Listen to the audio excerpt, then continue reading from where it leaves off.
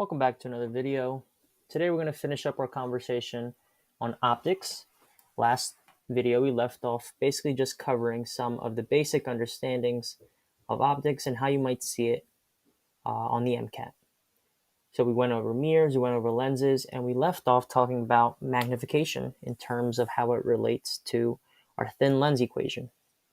So remember, if you forgot, right, our thin lens equation is basically 1 over the focal length equals 1 over the distance of the object plus 1 over the distance of the image.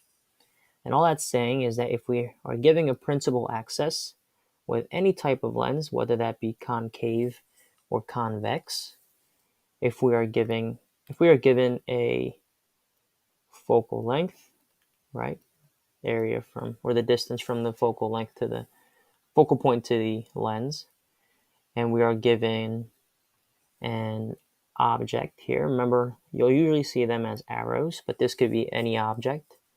The distance from our object to our image is just this d sub o value.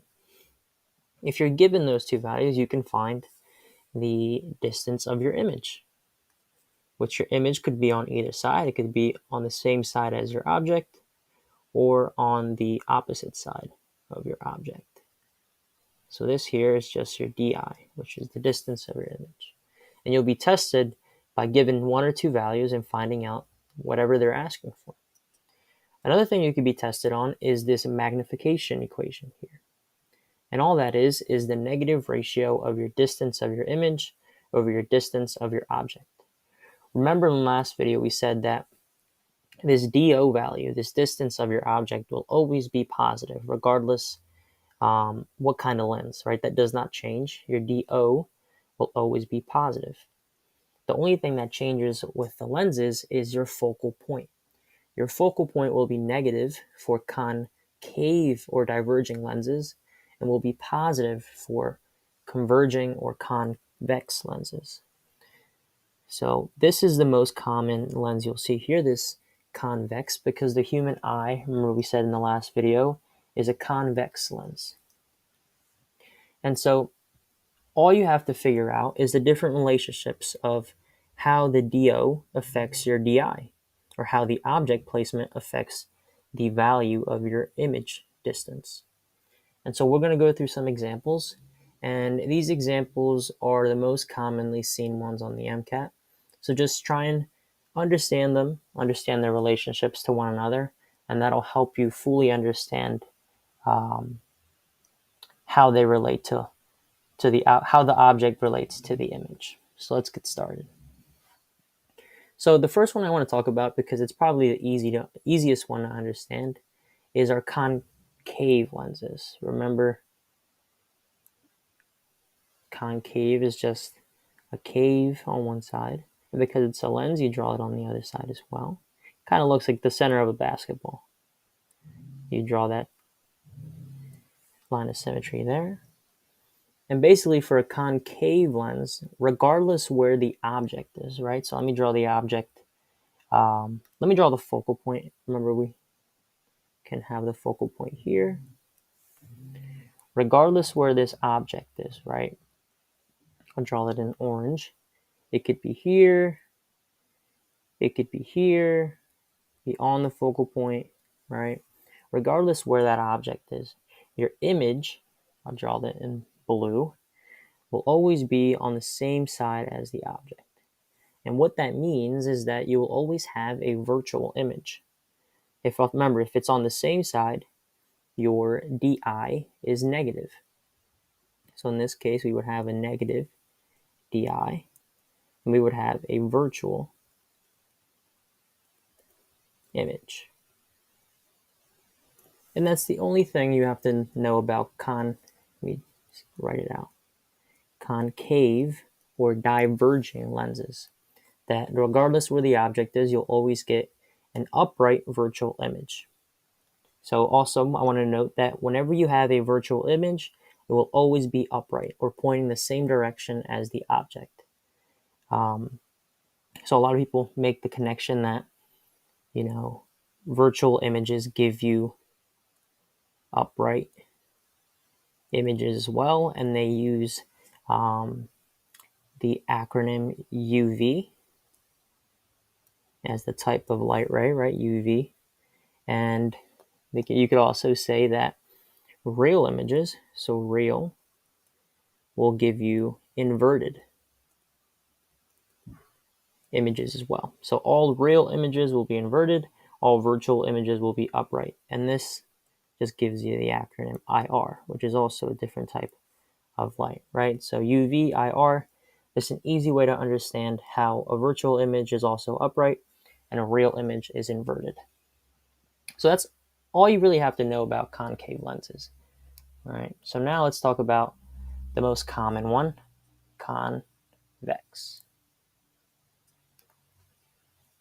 So convex, multiple different examples, but they're pretty easy to understand. Nothing too hard about them. So again, I'll have my principal axis. I'll draw my convex lens here. And I'll draw out my 2 points that are very important, right? So I have my focal point. And remember we talked about the radius of curvature. Remember we talked about how that's equal to 2f, so I'll have that here as well. I'll just write it out as 2f. And so depending on where my object is, will influence where my image is. So the first thing we can mention is that if our object, I'll draw it in red, if our object is greater than this 2f point, or 2 focal lengths of a distance, and I'll draw the same points on this side. Just understand they mean the same thing as on the left. If my object is there, then my image will be here, right? It will be in the middle of our focal length and our 2 focal lengths. So that's the first one. And this will give you an image that is small. Again, remember, inverted. And because it's inverted, it's also real. Remember that IR we just talked about. So I'll just write IR here. So again, note where our object is and note where our image is. So the next one we could have is, what if our object is here on the 2f value? Well, this is an easy one. If our object is here, then our image will also be on the 2f value here, on the opposite side.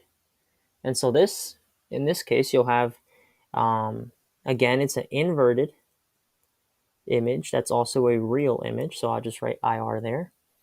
And you'll also have an image that's the same size. So I'll write SS for same size as your object. So that's their relationship together. And now you're gonna get a sense of how your object influences your image, right? It's, like I said, it's a pretty easy concept to understand. This is just, can you draw out these things and know their 2 relationships? So now let's pretend that our object is in the middle here.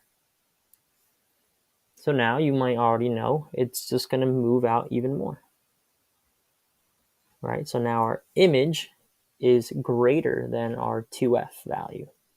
And so here you'll have an image that's also, again, inverted. It's a real image, but this, I didn't draw it here, but this is going to be a much larger image. So I'll just write L for large. So you have a large image and a inverted and real image.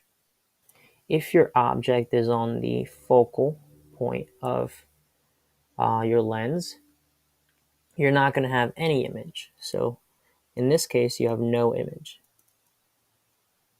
I'll just write no image. And you might be wondering why. Well, I'll explain it really quickly. If the light ray comes here, and again, you're going through your focal point like we went through last time, because this other light ray has to go through your other focal point, but it can't do so because you're on the focal point, your other light ray is just going to go through the center here, like that. But these light rays will never touch, right? Or maybe they'll touch in an infinite amount of time. But because they never touch, you never get the creation of an image. So whenever your object is on that focal point, we just assume no image is created for a convex lens.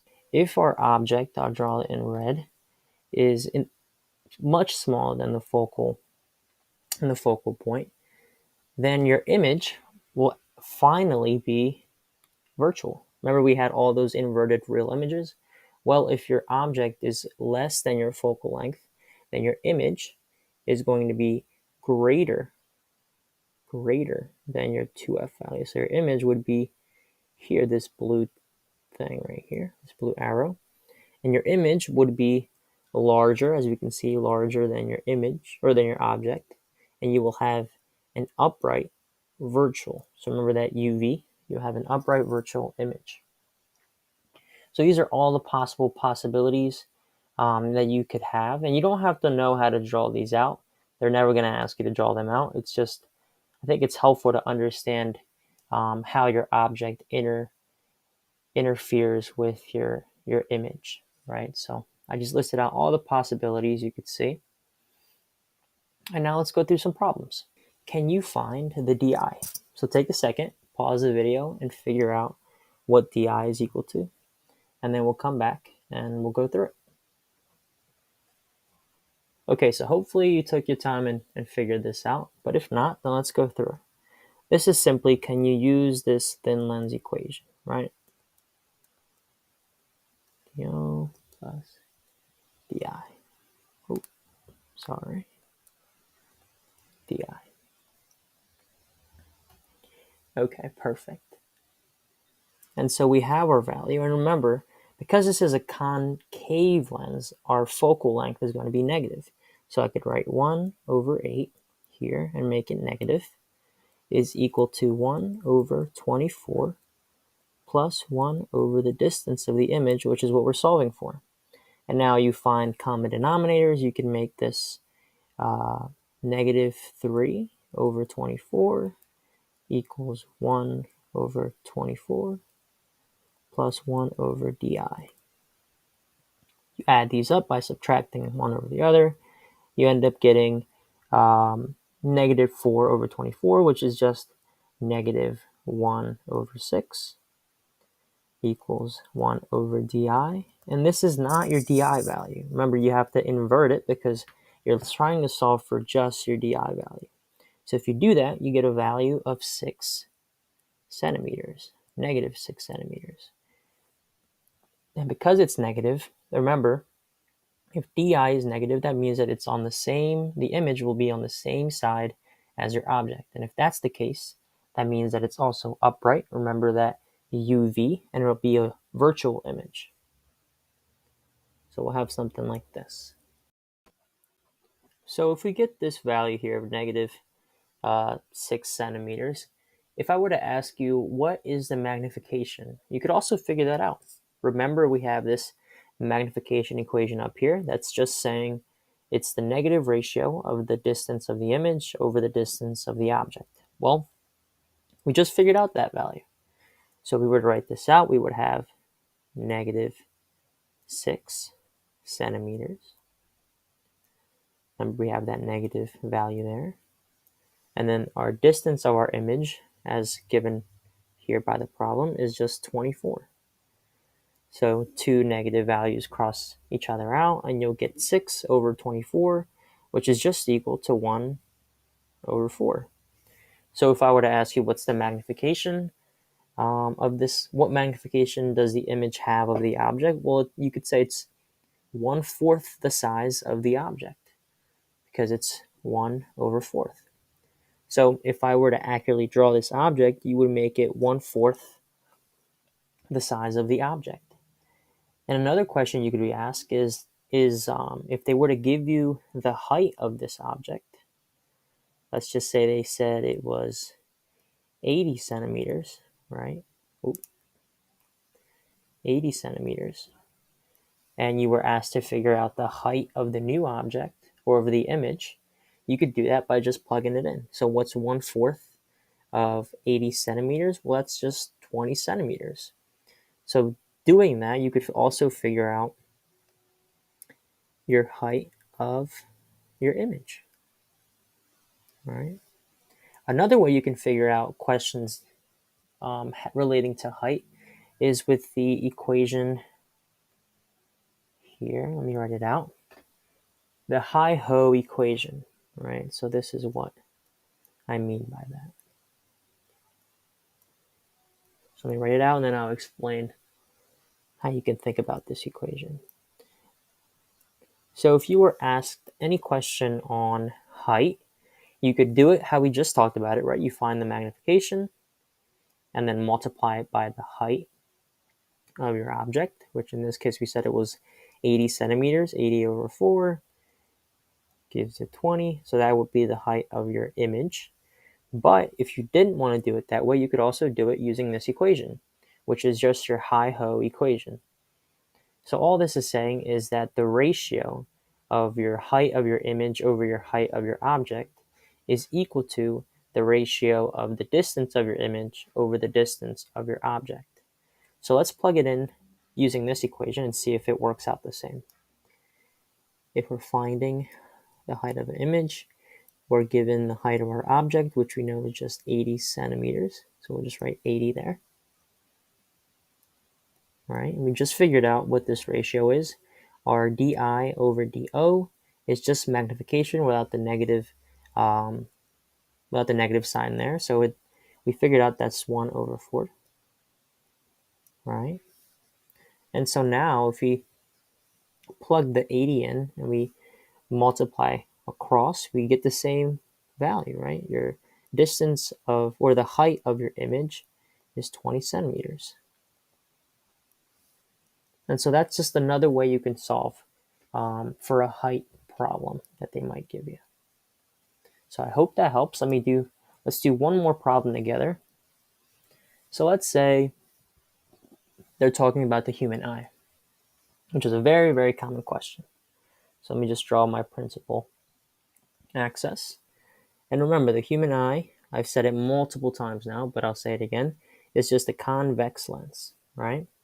And so if they tell us that the distance between the human eye lens, which is this lens here, and the retina, so let's say your retina is here, we'll label it as R, right?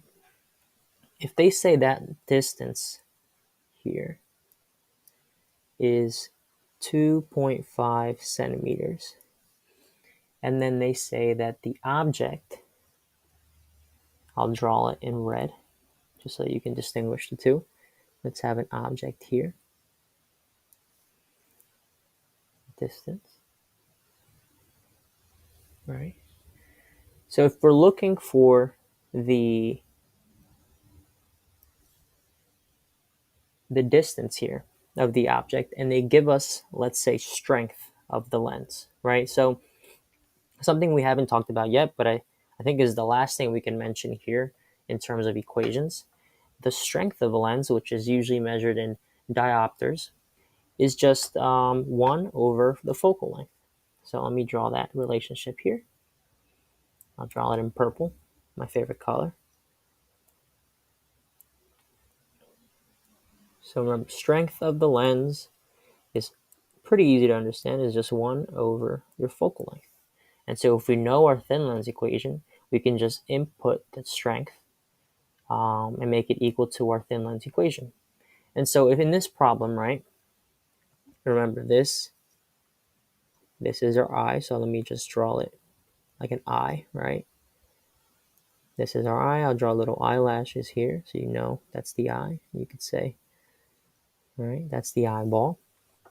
So if this is saying you have an object some distance in front of your eyeball, and you are given the distance between the lens and the retina, and you're asked to find the distance between the object and the eye, well, you know that the way the eye works, the image is going to be created in the retina, right on the retina. So if we have an image here, right, remember inverted, real image.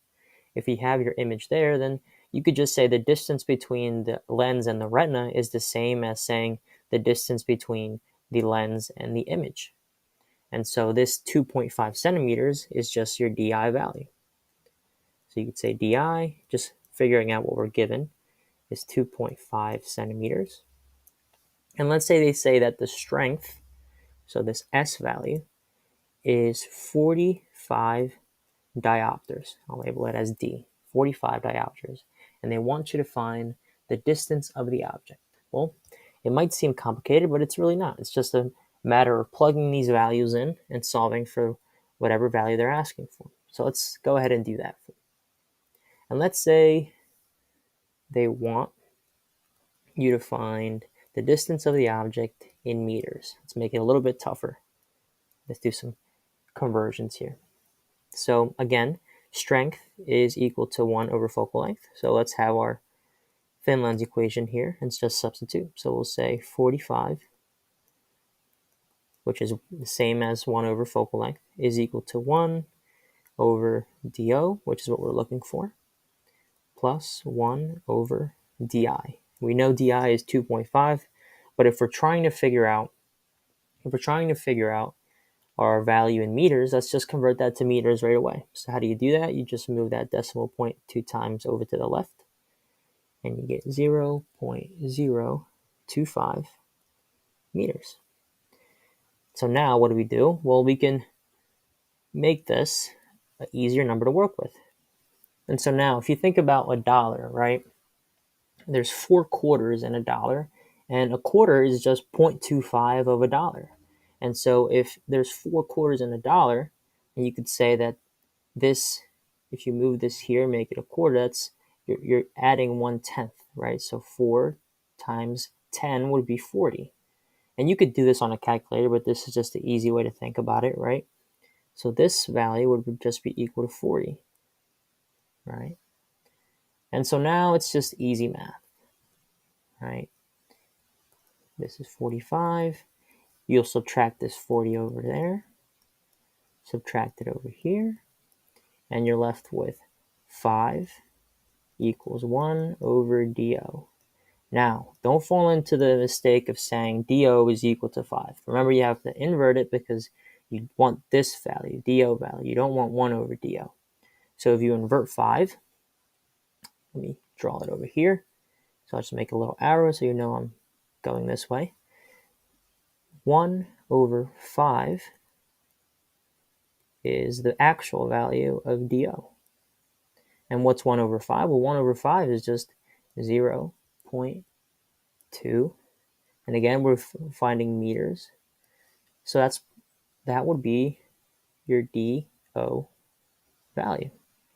So now you could say that your distance of the object, the distance of your object is 0.2 meters or 20 centimeters, depending on what the value they're asking it for. So that's another way you could be questioned on optics.